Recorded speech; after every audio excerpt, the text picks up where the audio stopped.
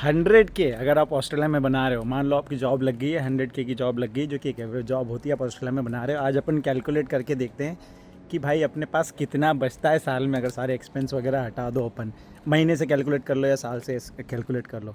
तो भाई सबसे पहली तो मेन चीज़ है, अपने पास 100K आते हैं, उसमें से सीधे सीधे 30% तो आपकी गवर्नमेंट ले लेती है टैक्स के फॉर्म में, ठीक है। तो वो गया आपका टैक्स, बचे आपके 70K।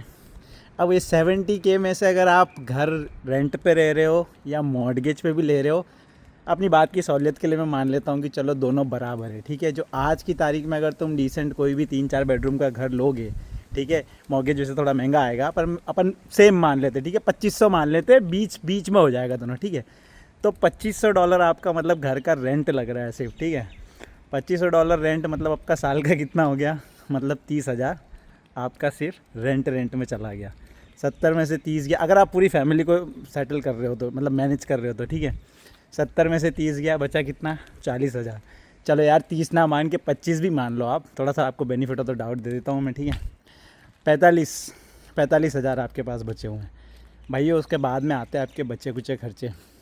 घर का ग्रॉसरी का खर्चा आज की तारीख में मैं बता दूँ आपको, वीकली मतलब $250 तो बेयर मिनिमम है, क्योंकि इतना इन्फ्लेशन हो रखा है, चीज़ें महंगी हो रखी है। $250 मान लो तो मतलब कि तुम्हारा महीने का हो गया $1,000, साल भर का हो गया कितना, $12,000। इधर मैं थोड़ा सा कैलकुलेशन भी डालते रहूँगा जाके, तो आपको थोड़ा सा आइडिया लगेगा, ठीक है। तो ओवरऑल हो गया अपना $12,000 एक साल का, ठीक है। 45,000 में से भी आप 12,000 घटा दो, कितना बचा, $33,000 आपके पास बचा हुआ। अभी आपको कैलकुलेट करना है कार की कॉस्ट। मान लो अगर आपने कार यहाँ पे किस्तों में ले रखी है या कुछ, तो उसका चलो अगर कोई एवरेज चीप कार भी ले रखी है आपने यार, तो $500 मान के चलो आपका किस्तों का मान लो $500, $250 फ्यूल का मान लो, मतलब 750 तो आपका सिर्फ कार का कॉस्ट हो जाएगा। उसके ऊपर माइकी वगैरह है, ये वो है, तो अपना जो ट्रांसपोर्ट का कॉस्ट मिला लोगे ना आप, उसको अप्रॉक्सीमेटली तुम $1,000 मान के चल लो, ठीक है। ये वापस 12,000 हो गया, मतलब 12,000 वापस से आप 33 में से 12,000 हटाओ, आपके पास कितना बचा, 21,000। अब इसके अलावा जो आपके दूसरे खर्चे होते हैं, ठीक है, इंश्योरेंस वगैरह लेना, ठीक है। अगर आप यहाँ के रेसिडेंट हो तो चलो ठीक है, you can go with the public system. बाकी अगर नहीं हो तो अगर आप इंश्योरेंस ले रहे हो, अपना ले रहे हो, तो भी चलो $200-250 महीने का जाएगा। नहीं ले रहे हो तो भैया फैमिली का ले रहे हो तो और $500 के ऊपर महीने का जाएगा। वो वापस मान लो आप $6,000, 21 में से $6,000 काटे आपने, कितने बचे, $15,000। अब इसके अलावा फिर आपके होते हैं भैया utility bill, water bill, electric bill, gas bill, ठीक है।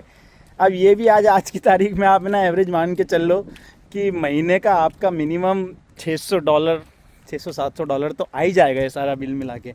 एक्चुअली अभी मैं बताऊँ ऑनेस्टली, इंटरनेट और फ़ोन बिल मिलाओगे तो आपका सारे बिल ओवरऑल मतलब एटलीस्ट $800 पे चले जाएंगे। और भी छोटे मोटे कहीं बिल होते हैं, मेरे टॉप ऑफ द माइंड मेरे को याद नहीं आ रहा होगा।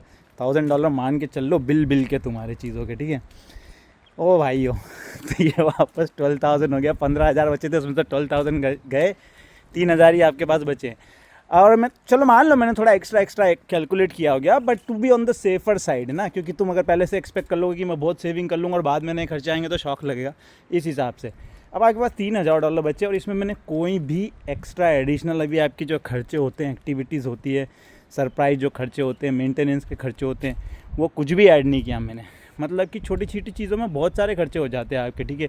हेयर कट ही अगर आप महीने में एक बार करा रहे हो, आपकी आज साला $35-40 से कम में कहीं हेयर कट नहीं होती। ये सिंगल की बात कर रहा हूँ मैं। अगर आप फैमिली को लेके चल रहे हो तो फिर तो आप मतलब दूसरे खर्चे, कहीं मूवी देखने चले गए, कभी बाहर खाने चले गए, ये खर्चे भी आप आपके मान के चल लो कि एटलीस्ट $500, अगर तुम मिनिमम कम भी कर रहे हो तो $500 आपका एटलीस्ट मंथ का हो ही जाएगा, which again comes down to $6,000। मतलब कि अब आप नेगेटिव में जा रहे हो, ठीक है, $3,000 नेगेटिव में चले गए कैलकुलेशन के हिसाब से। तो इसमें जो सबसे मेन क्राइटेरिया है भाइयों, अब मैंने ये खर्चे इस हिसाब से बताए थे कि भाई आप खुद ही एक घर में रह रहे हो, ठीक है, खुद पूरा एक घर ओन करके रह रहे हो, ठीक है, अपनी फैमिली के साथ में रह रहे हो, एक बच्चा, बीवी और तुम रह रहे हो। तो अगर तुम 2 बीवी बच्चे और एक बच्चे के साथ में रह रहे हो, ठीक है, और अगर एक सिंगल इनकम पर रहोगे 100,000 की भी, तो भाइयों it's very hard to sort of survive ना आज के ज़माने में, क्योंकि सब कुछ इतना महंगा हो रखा है। लेकिन वहीं अगर तुम फैमिली हो टू और मतलब एक बच्चा है तुम्हारा, 2 बच्चे, लेकिन दोनों पति पत्नी अगर काम कर रहे हो यहाँ पे, ठीक है, तो देन फिर तुम्हारी कमाई हो जाती है ऑलमोस्ट, चलो 100, एक मान लो 100 कमा रहा है, एक चलो थोड़ा कम भी कमा रहा है, 60-70 भी कमा रहा है, टैक्स के बाद में उसका 50 के भी बचेगा। तो अब तुम थोड़ा सा सरप्लस में जा सकते हो कि भाई तुम साल के, क्योंकि सारे खर्चे अपन ने निकाल दिए, एक की तो पूरी कमाई मतलब खर्चे में चलेगी, तो मतलब आपके पास फिर भी अब 30-40 के आप तुम कुछ ना कुछ सेविंग कर सकते हो।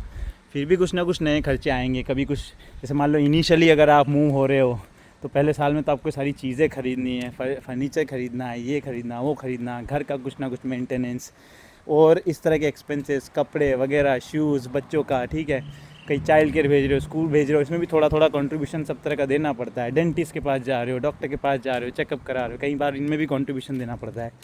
तो ये सारे खर्चे भी मिला के मतलब एक डिसेंट प्राइस ऐड कर देते हैं।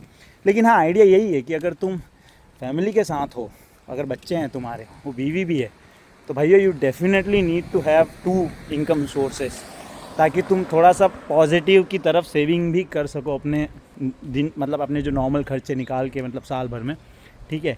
वहीं अगर तुम एज ए स्टूडेंट हो और तुम्हारी मतलब इनकम इतनी होती है, अगर मान लो कि 60-70 के आसपास बना, तो तुम्हारा मतलब ऑलमोस्ट गुजारा ही हो पाएगा, ठीक है। रेंटल साइड में तुम पैसे बचा लोगे भाई कि तुमको इतना बड़ा नहीं देना पड़ेगा, बिल्स वगैरह में तुम शेयर कर लोगे, खर्चे कम हो जाएंगे। But at the same time तुम स्टूडेंट के टाइम पे ऐसा भी नहीं कि तुम कमा भी बहुत ज़्यादा रहे, 100K की जॉब तो तुमको मिलना भी पॉसिबल नहीं है, ठीक है। कोई भी कैजुअल जॉब करोगे तो भाई ज़्यादा से ज़्यादा साल में 50,000 कमा लोगे, ठीक है, 60,000 कमा लोगे, कहीं डिसेंट पे रेट मिल रहा होगा। और 60 में से वापस टैक्स तो तुमको फिर भी पे करना ही है, 15 एक टैक्स चले गया तुम्हारा, 40-45 मान के चलो कि तुम्हारा खर्चे में ही निकल जाएगा। या तो फिर तुम बहुत ओवर करके मतलब एक्स्ट्रा पैसा कमाने की कोशिश कर रहे हो।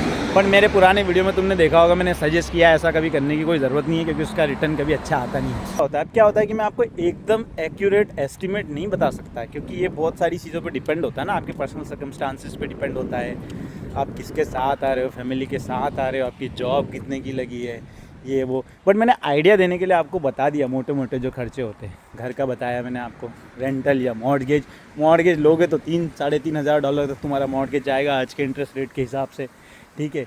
रेंटल पे लोगे तो 2 से ढाई तक तुम्हारा रेंटल जाएगा। उसी तरह खर्चा ग्रॉसरी का $1,000, मतलब एज ए फैमिली तो होता ही होता है यार। आजकल इंडिविजुअल का भी स्टूडेंट भी हो तो वो कहाँ घर पे बनाता है, बाहर खाता है वगैरह, $1,000 उस चीज़ में हो ही जाता है। हेल्थ इंश्योरेंस, व्हीकल कॉस्ट, ये वो, ओवरऑल जो मैंने आपको बताया है ना, वो एक मतलब तुम थोड़ा बहुत उस पर जजमेंट लगा के एक आइडिया ले सकते हो कि तुम्हारा खुद का पर्सनल कितना होगा, ठीक है। और भाई ये जितनी भी मैं चीज़ें बताता हूँ ना, मेरे को ऐसा कुछ भी नहीं है कि मेरे को आपको कुछ मैनिपुलेट करके बताने की ज़रूरत है। एग्जैक्ट जो मेरा एक्सपीरियंस है मैं वही बताता हूँ आपको। मेरा कोई फ़ायदा नहीं है कि मैं आपको ज़्यादा बता दूँ कि यहाँ तो बहुत रहना आना बहुत मुश्किल है, कोई मत आओ यहाँ पे, ऐसा कोई आइडिया नहीं मेरा भाई, वो बिल्कुल आओ, ठीक है। पर थोड़ा सा मतलब ये सारी चीज़ें समझो, देखो और उसके बाद में अपना डिसीजन लो। उसी तरह मैं ये भी नहीं चाह रहा हूँ कि लाइक कि तुम ज़बरदस्ती आ जाओ यहाँ पे, नहीं भी हो रहा तो। मेरा कोई इंटेंशन नहीं है, मेरा सिर्फ एक ही इंटेंशन है, आपको मतलब यहाँ का जो मेरा एक्सपीरियंस है उस हिसाब से चीज़ों के बारे में बताना और चीज़ों के बारे में थोड़ा अवेयर करना, ठीक है। चलो इस वीडियो को करते रैप अप, फिर कोई और नया टॉपिक लेके आएंगे। किस चीज़ के बारे में जानना आपको बताओ, मैं उसके बारे में आपको बताऊंगा। अभी मैं सोच रहा था कि थोड़ा सा ना रियल लाइफ किसी लोगों का भी एक्सपीरियंस आपको बताऊंगा आने वाले वीडियो में, ताकि आपको ऐसा नहीं लगे कि मैं बस अपने मन से कोई कहानी बता रहा हूँ या ऐसा कुछ, ठीक है। चलो इस वीडियो को करते रैप अप, मिलते हैं नेक्स्ट टाइम, कुछ और नया टॉपिक लेके आएंगे अपन, ठीक है, बाय।